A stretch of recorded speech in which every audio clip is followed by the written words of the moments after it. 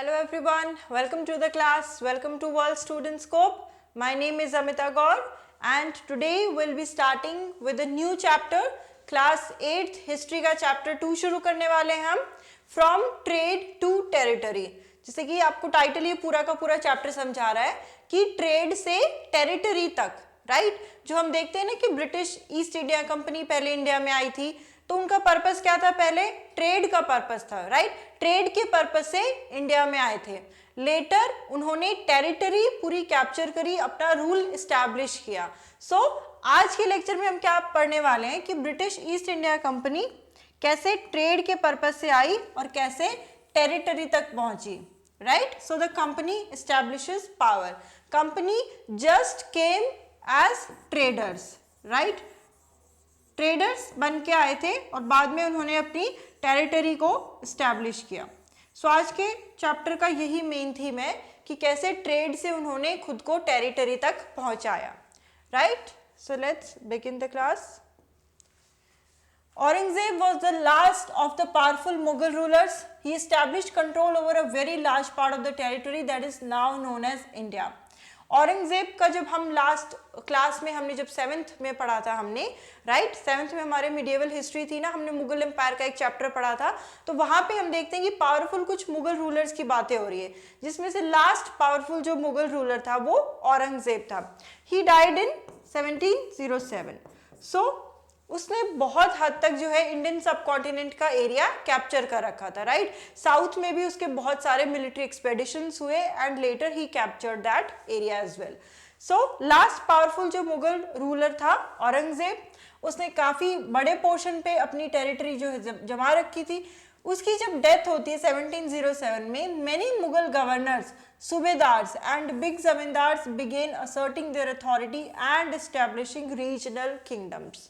जब after the death of Aurangzeb what happens is independent rulers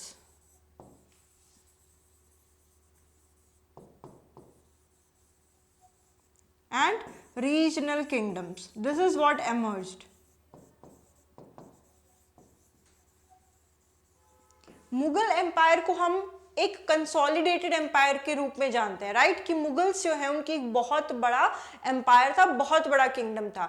Mughal empire के collapse के बाद क्या होता है, धीरे धीरे जैसे डिक्लाइन होता है, औरंगजेब की डेथ के बाद मुगल एम्पायर डिक्लाइन पे होता है। उसके बाद रीजनल किंगडम्स बहुत ज़्यादा ग्रो अप होते हैं, जैसे अवध, बंगाल, हैदराबाद, राइट? सो ये जो रीजनल किंगडम्स है ये धीरे धीरे ग्रो होना शुरू हो जाते हैं। ऐसा नहीं है कि 1707 के बाद मुगल एम्परर्स थे ही नहीं, बिल्कुल this is not the case ना, बिकॉज ये हम जो बात करें पावरफुल मुगल रूलर की बात करें, उसके बाद भी एम्परर्स हुए हैं। जैसे 1857 की जो 1857 का रिवोल्ट हुआ था, उस टाइम पे Bahadur Shah Zafar, he was the Mughal emperor, last Mughal emperor. So उनसे एक्सपेक्ट किया लोगों ने कि probably he will be the natural leader in this time, but उनको भी ईस्ट इंडिया कंपनी ने बाद में ओवरथ्रू कर दिया था एंड लेटर ही वाज, उनको निकाल दिया किंगडम से। So we are talking about the powerful Mughal ruler. So इसके बाद डिक्लाइन होता है एंड राइज होता है इंडिपेंडेंट रूलर्स का, रीजनल किंगडम्स का। As powerful regional kingdoms emerged in various parts of India, Delhi could no longer function as an effective center. Delhi हम देखते हैं ना कि तोमर्स जब चौहान्स जब आए थे, उन्हीं के टाइम से दिल्ली जो है एक इम्पॉर्टेंट हब बना था, till the Mughal emperors were there, right? लेकिन उसके बाद क्या हो रहा है अब कि दिल्ली एक इफेक्टिव सेंटर नहीं है। क्यों? क्योंकि रीजनल किंगडम्स ग्रो कर रहे हैं। अब जगह जगह हैदराबाद एक इफेक्टिव सेंटर बन गया, बंगाल बन गया, अवध बन गया। So this is how due to regional kingdoms emerged, so Delhi could not function as an effective center. By the second half of 18th century, however, a new power was emerging on the political horizon, the British. So 18th century के second half से, right, 1750s and all, जब battles होते हैं Plassey, Buxar, right, जब British जो east India company है actually territory capture करने लग जाती है, तो हम देखते हैं कि एक नए पावर का एमरजेंस हो रहा है। कौन सी नई power? British. Do you know that British originally came as small trading company and were reluctant to acquire territories? कि ब्रिटिश जब ओरिजिनली आए थे इंडिया में तो एज ईस्ट इंडिया कंपनी आए थे, राइट? ये कंपनी थी जो कि ट्रेडिंग करती थी, राइट। सो ट्रेडिंग के पर्पज से आए थे, फिर उन्होंने किस तरीके से पूरी की पूरी टेरिटरी एक्वायर कर ली, right? This is what we have to study in today's chapter. How did then they came to be masters of such a vast empire? After Aurangzeb, there was no powerful Mughal ruler, but Mughal emperors continued to be symbolically important, right? In fact, when a massive rebellion against British rule broke out in 1857, Bahadur Shah Zafar, the Mughal emperor at the time, was seen as the natural leader. जैसे हमने बात करी ना कि जो important class Mughal ruler था वो औरंगजेब था, लेकिन उसके बाद ऐसा नहीं कि मुगल emperors थे ही नहीं, थे बट उनकी अथॉरिटी उतनी prominent नहीं थी। जैसे 1857 का जब रिवोल्ट होता है तब लोग एक्सपेक्ट करते हैं कि बहादुर शाह जफर जो एक नेचुरल लीडर है एंड इस टाइम पे like he will support us, but हुआ क्या कि रिवोल्ट को दबा दिया गया कंपनी के द्वारा and Bahadur Shah Zafar was forced to leave the kingdom, right. So इनकी जो मुगल रूलर्स थे इनकी अथॉरिटी कम हो गई थी, रीजनल किंगडम सब बढ़ रहे थे। So this is how like you can see Bahadur Shah Zafar and his sons being arrested by captain Hudson and उसके बेटों को मार दिया गया। सो नेक्स्ट जो है वो east India company comes east, east India company, right. ये कहाँ से आए थे? ब्रिटेन से। कहाँ पे आए थे? इंडिया में आ रहे थे। इंडिया कहाँ पे है? ग्लोब की बात करें तो ईस्ट में, राइट। पूरे वर्ल्ड में हम देखते हैं ना कि जैसे हम बात करते हैं नॉर्थ एंड सदर्न हेमिस्फीयर की, सिमिलरली हम अर्थ को वेस्टर्न एंड ईस्टर्न हेमिस्फीयर्स में डिवाइड करते हैं, right. So India eastern hemisphere का पार्ट है, India lies in the eastern hemisphere, so that is why the title is India East India company comes east. So now यहां से Britain से the company was coming to East India, right. So this is the topic. 1600 में क्या होता है? East India company acquired charter from the ruler of England queen Elizabeth I, granting it the sole right to trade with the east. अब यहाँ पे आप story को समझो। 1600 में क्या हो रहा है कि एक कंपनी है, आप उसको एज ब्रिटिशर्स मत देखो, आप ये देखो कि एक कंपनी है, कंपनी का नाम है East India company. East India Company जो है एक ब्रिटेन की कंपनी है, उनको एक ट्रेड करना है जाकर इंडियन सब कॉन्टिनेंट में, राइट। उनको ट्रेड करने के लिए उनकी जो क्वीन है एक चार्टर बना के देती है कि आप सोल कंपनी हो जो ट्रेड कर पाओगे इंडिया में जाकर।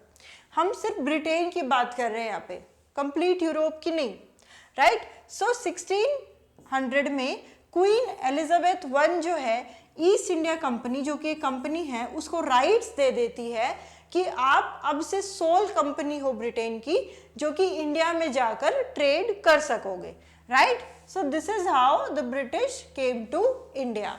सबसे पहले ईस्ट इंडिया कंपनी आई इंडिया में ट्रेड करने के लिए। This is clear. बात कर रहे हैं 1600 की। उनकी क्वीन उनको राइट्स देती है। नेक्स्ट क्या है कि this mean that no other trading group in England could compete with the East India Company, क्योंकि क्वीन एलिजाबेथ I जो है एक एक्सक्लूसिव राइट्स देती है ईस्ट इंडिया कंपनी को। ईस्ट इंडिया कंपनी कहाँ से बिलोंग कर रही है? इंग्लैंड से, राइट। सो एक्सक्लूसिव राइट्स है ईस्ट इंडिया कंपनी के पास। इसका मतलब क्या है कि इंग्लैंड की और कोई कंपनी इंडिया में ट्रेड नहीं कर सकती है। दिस इज क्लियर कि सिर्फ एक कंपनी है इंग्लैंड की जो इंडिया में जाकर ट्रेड कर सकती है and that is East India company, right. So charter meant that no other trading group in England could compete with the East India Company. The company did not have to fear competition from other English trading companies, right? So company को बाकी जो England की companies हैं उनसे कोई खतरा नहीं था क्योंकि इनको एक्सक्लूसिव राइट्स मिल गए कि हम ही हैं जो वहाँ पे जाकर ट्रेड कर सकते हैं। सो बाकी इंग्लैंड की कंपनी से इनको खतरा नहीं था। Mercantile trading companies in those days made profit primarily by excluding competition so that they could buy cheap and sell dear. Mercantile जो पॉलिसी है, mercantile policy basically like profit based policy, आप देखो इसको,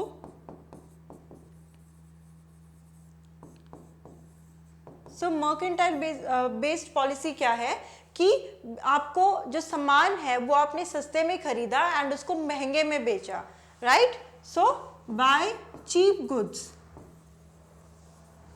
and sell at higher rates.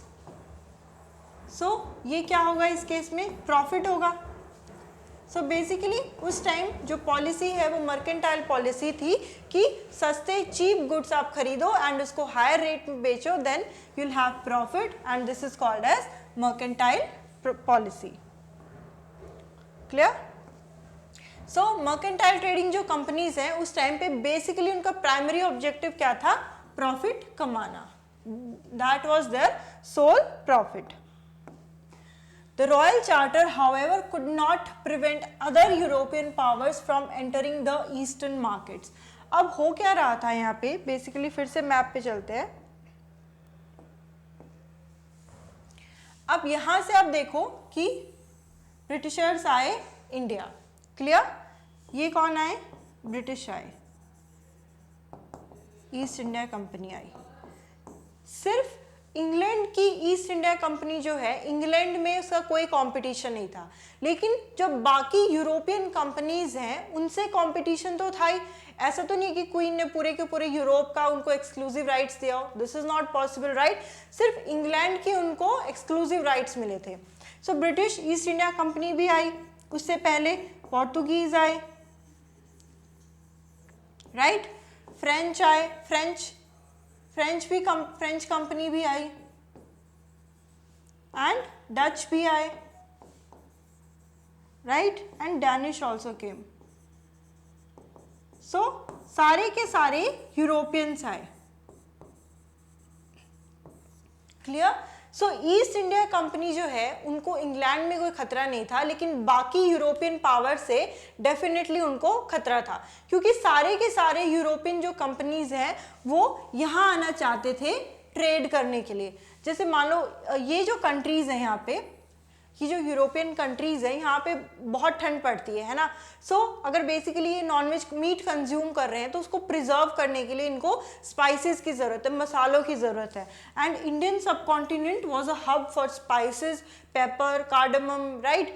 Cloth की quality यहाँ पे अच्छी थी. सो बहुत सारी ऐसी चीज़ें हैं जिसके लिए इनको इंडियन सब कॉन्टिनेंट में आना था ट्रेड करने के लिए. So all these European powers, all these European companies came to India for trading, right? So अब जब इतनी सारी कंपनीज होंगी यहाँ पे तो इनके बीच में जाहिर सी बात है कि कंपटीशन तो है ही है, साथ में राइवलरी भी होगी, दुश्मनी भी होगी कि हम एक को यहाँ से बाहर निकाल फेंक दें तो हम ही बचेंगे इस रीजन में. सो this is how there policies were. So royal charter जो है could not prevent other European powers from entering the eastern markets. By the time the first English ships sailed down the west coast of Africa, the Portuguese had already established their presence in the western coast of India and their base in Goa. So England जो east India company आई, ऐसा नहीं है कि वो first company थी India में आने वाली. फर्स्ट आपको पता है सबसे पहले कौन आए थे? Portuguese, right? Vasco da Gama came first in 1498, right? So सबसे पहले कौन आया था इंडियन मार्केट में? पोर्तुगीज आए थे. इन्होंने सबसे पहले रास्ता देखा था इंडिया में आने का and they were the first ones to come to India. So इनका बेस कहाँ पे था? गोवा में. वेस्टर्न कोस्ट को इन्होंने अपना बेस बना लिया and they had already there presence in the Indian market. बाद में जब बाकी यूरोपियंस आए तो उनके धीरे धीरे इंग्लैंड ईस्ट इंडिया कंपनी भी आती है. सो पहले सबसे पहले Vasco da Gama, Portuguese explorer, he discovered this sea route to India in 1498. Clear? So सबसे पहले the ones who came were Portuguese. By the early 17th century, the Dutch too were exploring the possibilities of trade in the Indian Ocean. So देखो पोर्तुगीज आ रहे हैं, Dutch आ रहे हैं, right, French भी आएंगे, England, British भी आएंगे. सो धीरे धीरे सारे यूरोपियन कंपनीज जो हैं इंडिया में आ रहे थे. Soon the French traders arrived on the scene, right? The problem was that all the companies were interested in buying the same things. अब यहाँ पे जो है प्रॉब्लम्स शुरू होती हैं. सबसे पहले आप देखो पोर्तुगीज आए, राइट, डच आ रहे हैं,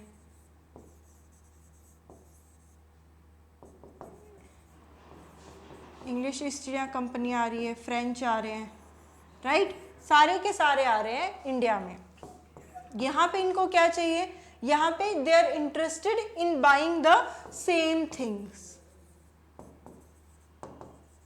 सो सारी की सारी कंपनीज आ रही हैं, सामान इनको एक ही चाहिए, तो आपस में क्या है, टकरार होगी, अब राइवलरी, लड़ाइयाँ होंगी, बैटल्स लड़ी जाएंगी, एक दूसरे को हराया जाएगा, बाहर निकाल के फेंका जाएगा.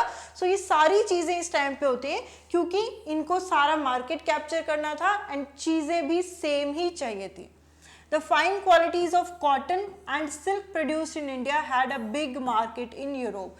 जो इंडिया में कॉटन प्रोड्यूस होता था और सिल्क जो प्रोड्यूस होता था उसका बहुत बड़ा मार्केट था यूरोप में. तो इन कंपनीज को क्या चाहिए था कि हम यहाँ से सस्ते में खरीदेंगे एंड वहाँ पे ज़्यादा में बेचेंगे ताकि प्रॉफिट हमें मिले. सो this is how their policy were. Paper, cloves, cardamom and cinnamon too were in great demand, right? So India का cotton, silk, paper, cardamom, right, so सारी स्पाइसेस जो हैं बहुत डिमांड में थे. Competition amongst the European companies inevitably pushed up the prices. The only way the trading companies could flourish was by eliminating rival competitors. अब सारी जो companies हैं वो एक ही चीज़ में ट्रेड करना चाहेंगी, उसके प्राइसेस भी बढ़ जाएंगे. अब अगर सिंगल कंपनी को वहाँ पे एग्जिस्ट करना है तो बाकी कंपनीज को बाहर निकाल के फेंकना पड़ेगा, तभी वो पूरे के पूरा मार्केट कैप्चर कर पाएंगे ना. सो अब बेसिकली कंपनीज क्या कर रही थी, आपस में लड़ाइयाँ कर रही थी. मान लो किसी की शिप ब्लॉक कर दी, किसी का रास्ता ब्लॉक कर दिया. सो इस तरीके की चीज़ें वो कर रहे थे, बैटल्स लड़ रहे थे ताकि हम दूसरी कंपनीज को एलिमिनेट कर पाएं. The urge to secure markets therefore led to fierce battles between the trading companies. Trade was carried on with arms and trading posts were protected through fortification. Right, so markets को अब capture करने के लिए कि मान लो European जो east India Company जो है वो ये चाहती है कि हम ये पूरा मार्केट कैप्चर कर लेंगे. सो उनका बेसिकली एम क्या था कि हम फ्रेंच को, डच को, पोर्तुगीज को बाहर निकाल के फेंकें ताकि सिंगल हमारा ही यहाँ पे राज हो. तो फोर्टिफिकेशन करने लगे, धीरे धीरे किले बनाने लगे, राइट, किले बनाने लगे वो इंडियन बेस में. So trade was carried on with arms, arms की सहायता से अब ट्रेड्स होने लगे, शिप को ब्लॉक कर दिया जाने लगा, रास्ते ब्लॉक करने लगे. This effort to fortify settlements and carry on profitable trade also led to intense conflict with the local rulers. अब मान लो जो लोकल रूलर्स हैं वहाँ पे, है ना, ऑलरेडी जो इंडिया में लोकल रूलर्स हैं, अगर वहाँ पे उनके आसपास जाके आप किले बनाओगे तो वो कैसे चुप रहेंगे, क्योंकि वो तो उनका एरिया है. सो इससे क्या है, लोकल रूलर्स में और कंपनीज में भी कॉन्फ्लिक्ट हो रहा था.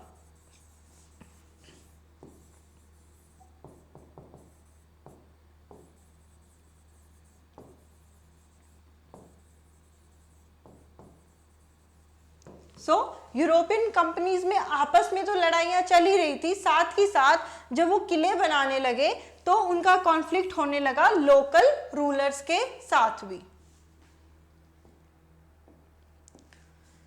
नेक्स्ट है East India Company begins trade in Bengal. आप जब मैं ईस्ट इंडिया कंपनी बोल रही हूँ ना तो आपको ध्यान रखना है कि ये ब्रिटिश ईस्ट इंडिया कंपनी की यहाँ पे बात हो रही है. So basically East India Company Bengal में कैसे ट्रेड की शुरुआत कर रही है. The first English factory was set up on the banks of river Hooghly in 1651. जो पहली फैक्ट्री सेटअप हुई इंग्लिश ईस्ट इंडिया कंपनी की वो 1651 में सेटअप होती है. This was the base from which the company's traders known as factors operated. जो company के ट्रेडर्स थे वो ऑपरेट करते थे इस फैक्ट्री से एंड कंपनी के जो ट्रेडर्स हैं उनको क्या बोला गया, फैक्टर्स बोला गया, राइट। सो इस बेस से 1651 में जो एस्टेब्लिश हुआ वहां से फैक्टर्स ऑपरेट करते थे। इस फैक्ट्री में एक वेयर हाउस था जहां पे सामान को रखा जाता था जो कि एक्सपोर्ट करना है। सो इस वेयर हाउस में goods were kept for export, इनको स्टोर किया जाता था एंड यहाँ पे ऑफिस थे जहाँ पे कंपनी के ऑफिशियल्स बैठते थे, राइट। सो ईस्ट इंडिया कंपनी 1651 में हुगली रिवर, बंगाल की हम बात करें, वहाँ पे अपना बेस सेटअप करती है। वहाँ पे उनका एक वेयर हाउस था जहाँ पे सामान को स्टोर करके रखा जाता था जो कि एक्सपोर्ट करना है एंड यहीं पे सारे कंपनी के ऑफिशियल्स बैठा करते थे। बाय 1696, आप देखो 1651 देखा हमने अभी, अब हम धीरे धीरे बढ़ते जा रहे हैं ना आगे। 1696 it began building a fort around the settlement, right. अब शुरुआत होती है फोर्टिफिकेशन की, मतलब किले बनाने की शुरुआत हो रही है धीरे धीरे, राइट। 1696 में शुरू हो रही है किले बनाने की शुरुआत। So it began building a fort around the settlement. 2 years later, it bribed Mughal officials into giving the company zamindari rights over 3 villages. तो अब पहला स्टेप क्या है कि उन्होंने अपना बेस बना लिया, कंपनी के ऑफिशियल्स वहां बैठने लगे। सेकंड स्टेप क्या है कि अब किले बना रहे हैं धीरे धीरे। थर्ड स्टेप क्या लिया उन्होंने कि जो मुगल ऑफिशियल्स थे, अब आप देखो हम अभी कहाँ पे हैं, 1696 में है, राइट। औरंगजेब की डेथ कब हो रही है, 1707 में। तो अभी जो टाइम पीरियड चल रहा है औरंगजेब वाला टाइम पीरियड है, राइट। सो 1697 के 2 साल बाद मतलब 1698 में क्या हुआ कि कंपनी ऑफिशियल्स जो है वो ब्राइब देने लगे मुगल ऑफिशियल्स को, राइट। मुगल ऑफिशियल्स को ब्राइब देने लगे कि आप हमें जमींदारी के राइट्स दे दो 3 गांवों के ऊपर, जमींदारी के राइट्स दे दो 3 गांवों के ऊपर। सो इस तरीके से जमींदारी राइट्स लेने के लिए वो ब्राइब देने लगे। One of these was Kalikata, जो कि प्रेजेंट डे कोलकाता है। सो 3 गांव में से एक कौन सा था, Kolkata, right. So this is how they bribed Mughal officials कि हमें जमींदारी के राइट्स दे दो 3 गांव के ऊपर। दूसरा, उन्होंने परसुएड किया औरंगजेब को टू इशू अ फरमान। फरमान क्या होता है, एक रॉयल ऑर्डर है, right. Farman is a royal order, मतलब राजा का एक शाही ऑर्डर जो है उसको फरमान बोला गया। सो औरंगजेब को उन्होंने परसुएड कर लिया कि आप एक फरमान जारी करो, granting the company the right to trade duty free, right. आप यहाँ पे समझो इस चीज को, right to trade duty free.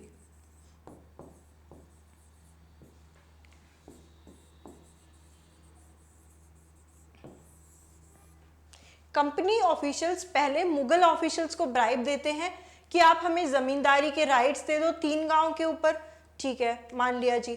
Next step क्या है कि कंपनी ने औरंगजेब को परसुएड कर लिया कि आप एक पूरी जनता में फरमान जारी कर दो कि कंपनी जो है, मतलब ईस्ट इंडिया कंपनी जो है, उसको ट्रेड का राइट मिल जाए, वो भी ड्यूटी फ्री, कुछ पे ना करना पड़े, राइट। सो कंपनी को ऐसा ट्रेडिंग का राइट मिल जाए।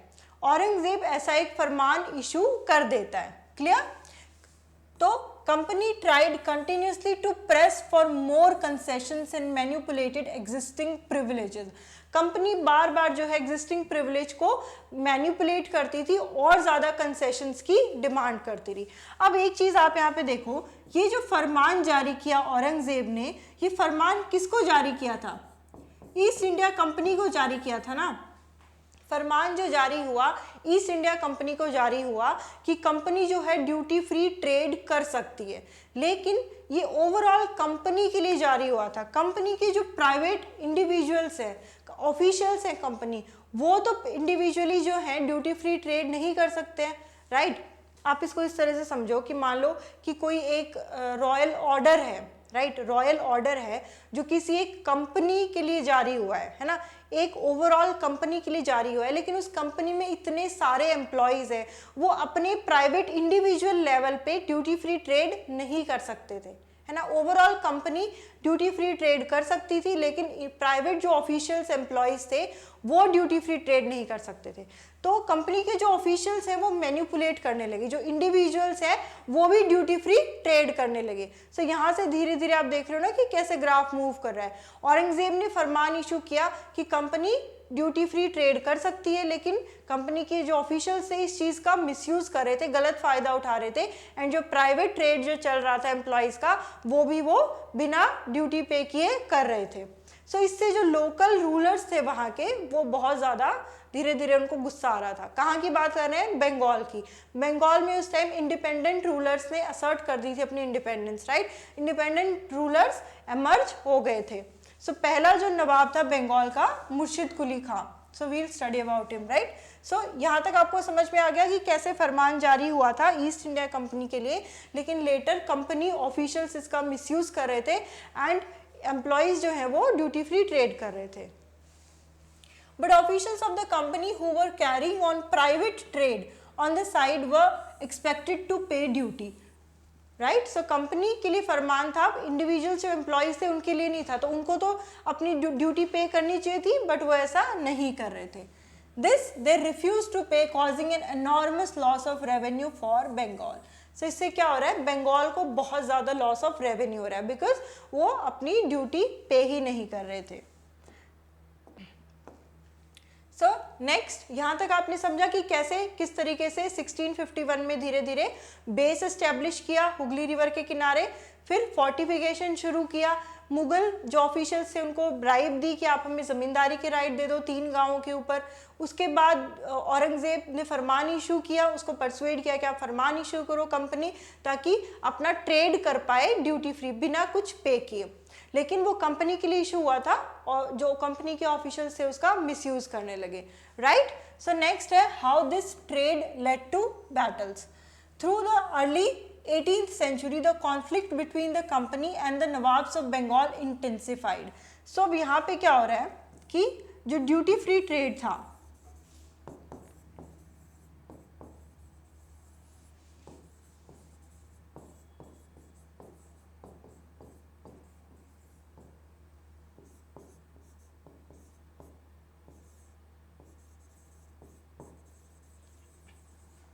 सो duty free trade was for east India company, not for private employees.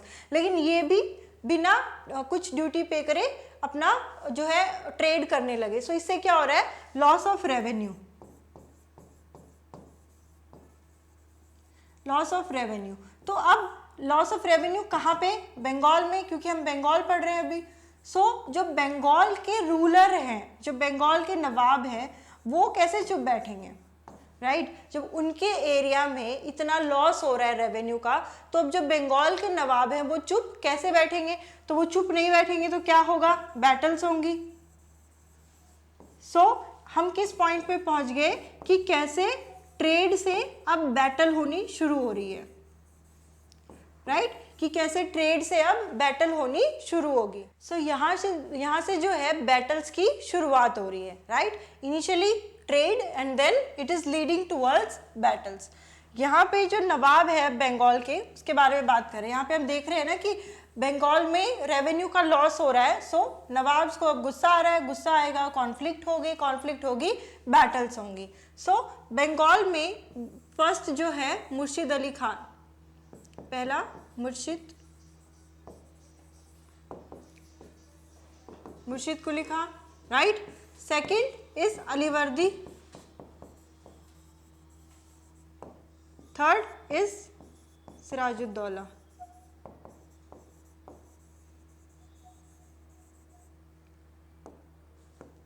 So nawabs of Bengal, Bengal में ट्रेड करने के लिए आए थे, बंगाल में बेस सेटअप किया है, तो हम बंगाल की ही बात कर रहे हैं।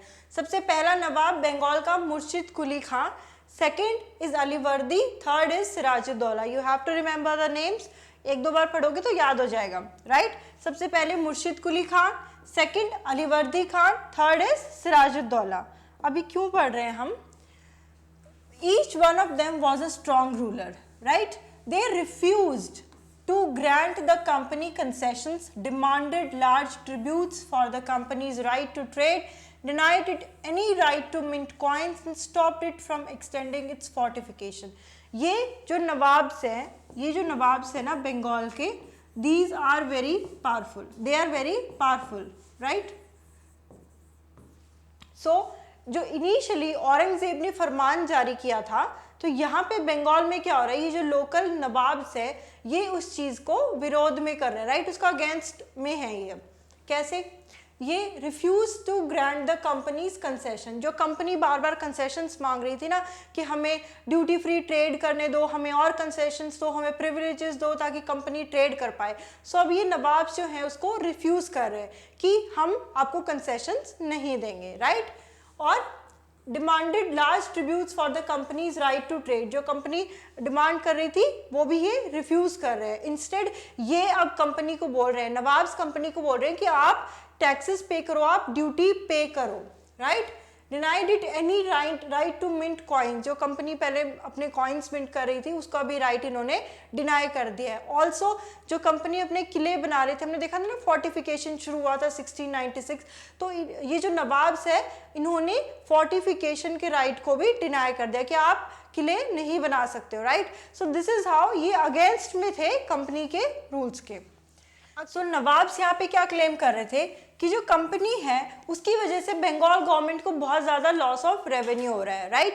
बिकॉज जो रेवेन्यू है उसका बहुत ज़्यादा लॉस हुआ था। हमने देखा कि किस तरीके से ट्रेड में जो फरमान जारी किया उसकी वजह से ड्यूटी नहीं पे करनी पड़ रही थी, बट जो प्राइवेट एम्प्लॉयज़ है वो इस चीज़ का मिसयूज़ कर रहे थे and they were not paying the duty. So उस वजह से बंगाल गवर्नमेंट को बहुत ज़्यादा लॉस ऑफ रेवेन्यू हुआ, right. So nawabs they were saying कि company is misusing the provisions and government is facing very loss of revenues and they are also undermining the authority of nawabs, कि वो nawabs की authority जो है, क्योंकि nawabs वहाँ पे लोकल रूलर्स हैं, जो मेन हेड है बंगाल प्रोविंस का, so he is the Nawab of Bengal, so उनकी अथॉरिटी को भी अंडरमाइन कर रहे हैं। लेकिन कंपनी का क्या कहना था कि जब तक हमें जो बंगाल के नवाब्स हैं, जो बंगाल है वो हमें जब तक ड्यूटी फ्री ट्रेड नहीं करने देगा तो कंपनी जो है फ्लरिश नहीं होगी एंड कंपनी अच्छे से ट्रेड को कैरी नहीं कर पाएगी। So company on it's part declared that the unjust demands of local officials were ruining the trade off the company, कि कंपनी कह रही है कि इससे हमारा ट्रेड जो है वो रूइन हो रहा है, क्योंकि ये जो क्लेम्स आ रहे हैं और जो लोकल ऑफिशियल्स डिमांड कर रहे हैं ये फुलफिल नहीं हो सकती हैं। And trade could flourish only if the duties were removed, और ट्रेड तभी अच्छा हो पाएगा, तभी बेटर हो पाएगा जब ये ड्यूटीज़ को हटा दिया जाएगा। The conflicts led to confrontations and finally culminated in the famous Battle of Plassey. So इस तरीके के कॉन्फ्लिक्ट्स चल रहे थे नवाब ऑफ बंगाल के बीच एंड कंपनी के बीच। किसकी बात कर रहे हैं हम? बंगाल रीजन की बात कर रहे हैं। So nawab of Bengal and East India company, right. So इनके बीच में कॉन्फ्लिक्ट्स चल रहे थे, दोनों एक दूसरे को बार बार एक दूसरे की गलतियाँ गिरा रहे थे and this is how it led to the battles. जो पहला बैटल है that is battle of Plassey.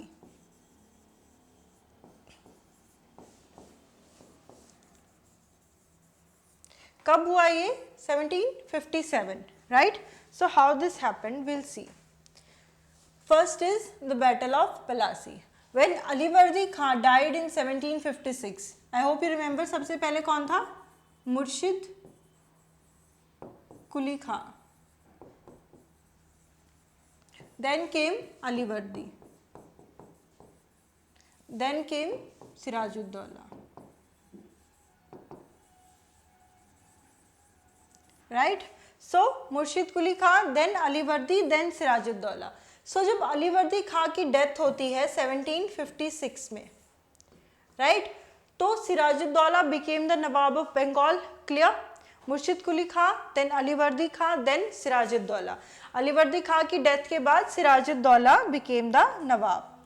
सो अभी प्रेजेंटली जो है हम बात कर रहे हैं बंगाल की 1756 का टाइम चल रहा है, बिकॉज 57 में बैटल ऑफ प्लासी है, राइट। 57 में ये बैटल ऑफ प्लासी है। सो अलीवर्दी खां की डेथ के बाद सिराजुद्दौला ही became the Nawab. The company was worried about his power and keen on a puppet ruler who would willingly give trade concessions and other privileges. Company क्या चाह रही थी इस टाइम पे?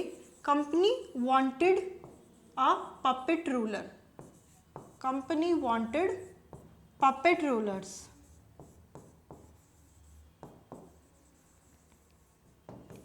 पपेट पता है ना आपको, कठपुतली? तो कंपनी भी कुछ इसी तरह का रूलर चाह रही थी कि कंपनी ने सोचा कि कोई ऐसा रूलर आ जाए जिसको कि हम अपने इशारों पर नचा सकें, कि हम जो कहें रूलर हमारी बात को माने एंड वो हमें ट्रेड में कंसेशंस दे दे, हमारा ट्रेड जो है अच्छा हो जाए, हमें प्रॉफिट मिल जाए.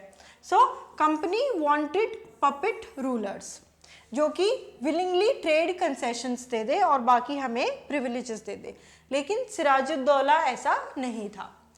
An infuriated Sirajuddaulah asked the company to stop meddling in the political affairs of his dominion, stop fortification and pay the revenues. Siraj-ud-Daulah ने कंपनी को बोला कि आप हमारा जो पॉलिटिकल अफेयर्स है, जो पॉलिटिकल चीज़ें हैं हमारे बंगाल की, आप उसमें इंटरफेयर मत करो, आप अपने किले मत बनाओ and also you have to pay the revenues. So nawab of Bengal Sirajuddaulah ने कंपनी को डायरेक्टली ये बातें कही. Right. After negotiations failed, negotiations fail हो गए, मतलब जब नवाब बोल रहा था कंपनी उसके रिस्पॉन्स में कुछ बोल रही थी. सो इसी तरह से नेगोशिएशंस चल रहे थे. बट जब नेगोशिएशन फेल होते हैं तो nawab marched with 30,000 soldiers to the English factory at Kasimbazar. जब इंग्लिश ईस्ट इंडिया कंपनी बात नहीं मानती है नवाब की, तो नवाब अपनी आर्मी लेकर 30,000 सोल्जर्स के साथ इंग्लिश फैक्ट्री जो कासिम बाजार में थी वहाँ पे मार्च करता है. कैप्चर करता है कंपनी के ऑफिशियल्स को, वेयर हाउस को ताला लगा देता है, डिसआर्म्ड ऑल द इंग्लिशमैन, उनके हथियार छीन लिए सारे, and blockade English ships. Right. जो जहाज है उनके रास्ते ब्लॉक कर दिए, डिसआर्म कर दिया, लोगों के हथियार छीन लिए जो कंपनी ऑफिशियल्स थे, वेयर हाउस को ताला लगा दिया और जो कंपनी के ऑफिशियल्स थे उनको कैप्चर कर लिया. सो इस तरीके से नवाब जाता है कासिम बाजार में जो इंग्लिश फैक्ट्री थी वहाँ पे. राइट. अब इसके बाद क्या हो रहा है कि कंपनी ऑफिशियल्स को कैप्चर कर लिया है, ताले लग गए हैं, जहाज का रास्ता रुक गया. तो then Sirajuddaulah march to Calcutta to establish control over companies fort there. Company का फोर्ट था कैलकाटा में. जो हम फोर्टिफिकेशन की बात कर रहे हैं ना कि 1696 से उन्होंने स्टार्ट कर दिया था किले बनाना, तो कंपनी का एक किला था कैलकाटा में. सो सिराजुद्दौला ने क्या किया, पहले कासिम बाजार में जो फैक्ट्री थी उसको कैप्चर कर लिया. उसके बाद सिराजुद्दौला ने अब कैलकाटा जाना चाहा कि वहां जाके मैं उनके किले को ही कैप्चर कर लूंगा. Right. So on hearing the news of the fall of Calcutta, company officials in Madras sent forces under the command of Robert Clive reinforced by naval fleets. ये एक बहुत इंपॉर्टेंट आदमी आता है, रॉबर्ट क्लाइव. अब क्या हुआ कि जब बाकी जो इंग्लिश ऑफिशियल्स हैं, जो कंपनी के ऑफिशियल्स हैं, जो मद्रास में बैठे हैं, उन्होंने सुना कि देखो अब हमारी कंपनी के साथ तो क्या हो रहा है, कासिम बाजार पहले फैक्ट्री कैप्चर कर ली, अब जो है वो मार्च हो रहा है कैलकाटा की तरफ, तो अब कैलकाटा भी वो कैप्चर कर लेंगे. तो वो काफ़ी डर गए सारे. तो इस तरीके से अब जो है आर्मी लीड करेगा Robert Clive. So prolonged negotiations with the nawab followed. Finally 1757 में क्या होता है, Robert Clive led the company's army against Sirajuddaulah at Plassey. Clear. यहाँ तक क्या हुआ, जब सिराजुद्दौला जो है nawab of Bengal, right, he is the Nawab of Bengal. So he initially इसने क्या किया, कंपनी को वार्निंग्स दी एंड लेटर जो इंग्लिश फैक्ट्री है कासिम बाजार में वहाँ पे कैप्चरिंग कर ली, वहाँ पे ऑफिशियल्स को कैप्चर कर लिया, वेयर हाउस लॉक कर दिए. तो उसके बाद ये चले थे मार्च टुवर्ड्स द कैलकाटा. अब जब ये सारी बातें मद्रास में कंपनी ऑफिशियल्स को पता चलती हैं तो रॉबर्ट क्लाइव जो है वो लीड करते हैं इस बैटल को एंड ही फाइनली 1757 में बहुत सारे नेगोशिएशंस के बाद ये बैटल होता है पलासी का.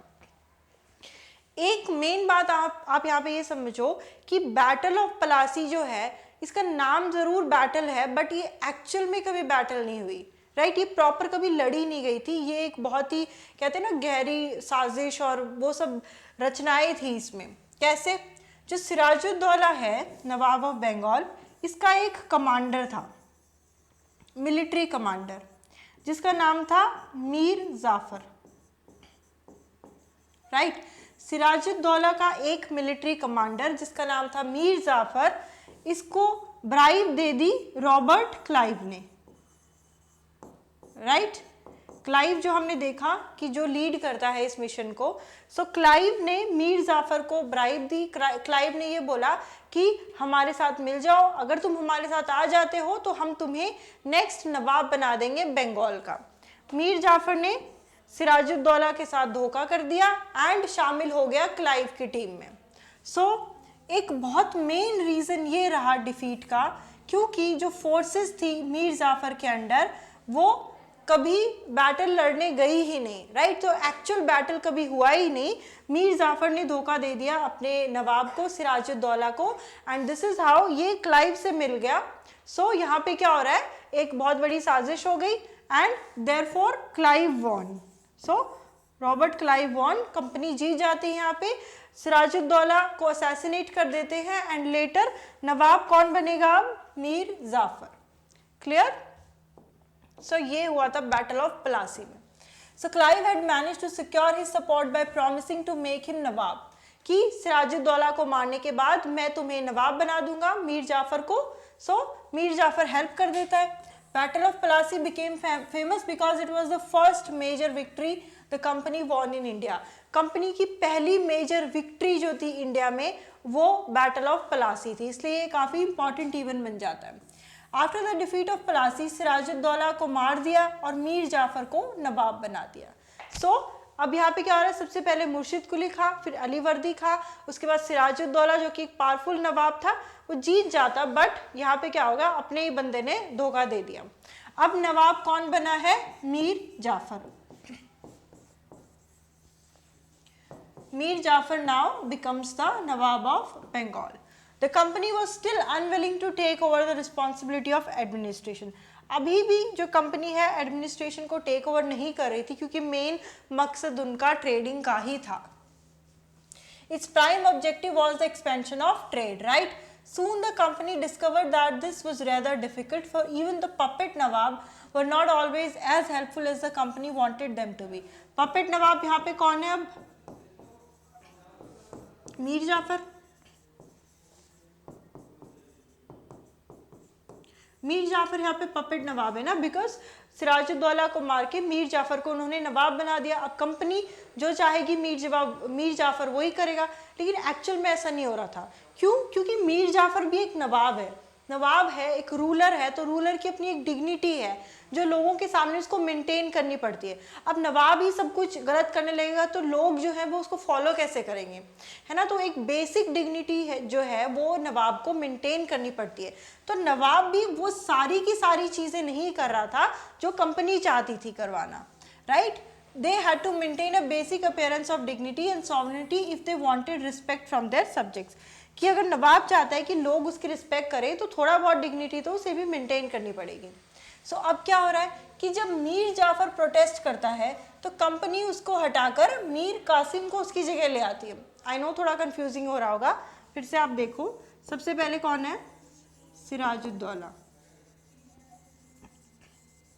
राइट।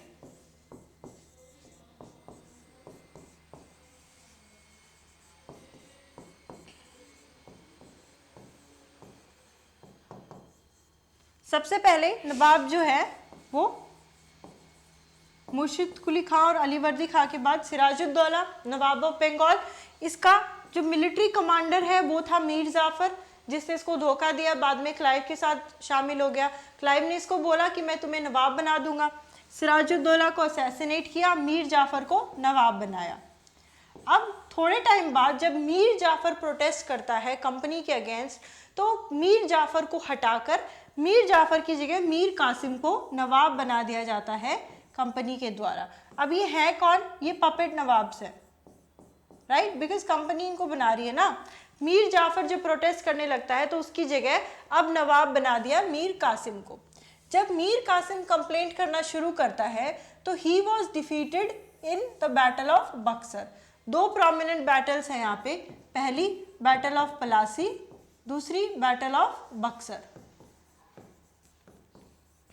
ईयर्स पे इंपॉर्टेंट है 1757 एंड 1764, राइट। सो 1757 बैटल होती है सिराजुद्दौला के साथ, बैटल ऑफ प्लासी, जिसमें मीर जाफर को बाद में नवाब बना दिया।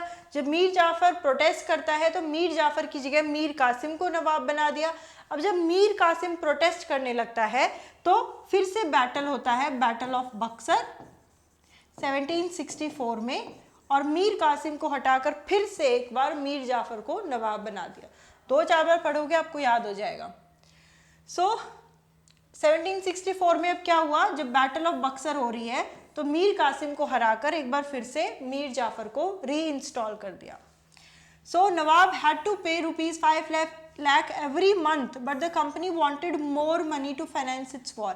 नवाब को हालांकि हर मंथ जो है इतने पैसे पे करने पड़ते थे, लेकिन कंपनी और ज़्यादा पैसे और ज़्यादा रेवेन्यू चाहती थी ताकि उनके एक्सपेंसेस और डिमांड्स को मीट किया जा सके।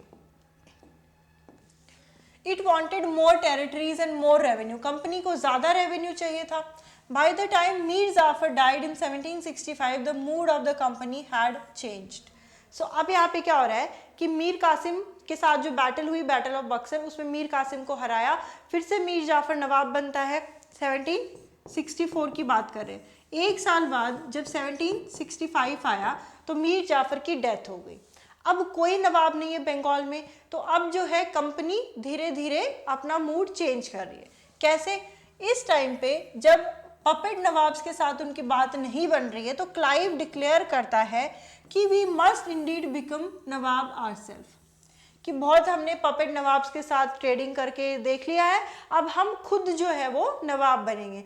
दिस इज हाउ अब वो टेरिटरी एक्सपेंशन की ओर बढ़ेंगे। अब तक ट्रेड कर रहे थे, लेकिन अब जो क्लाइव स्टेटमेंट देता है 1765 में कि अब हमें खुद ही नवाब बनना है। क्लियर? फाइनली 1765 में क्या होता है, Mughal emperor appointed the company as the Diwan of the provinces of Bengal. अब जो कंपनी है उसके पास दीवानी राइट्स आ गए हैं। Company has now become the Diwan.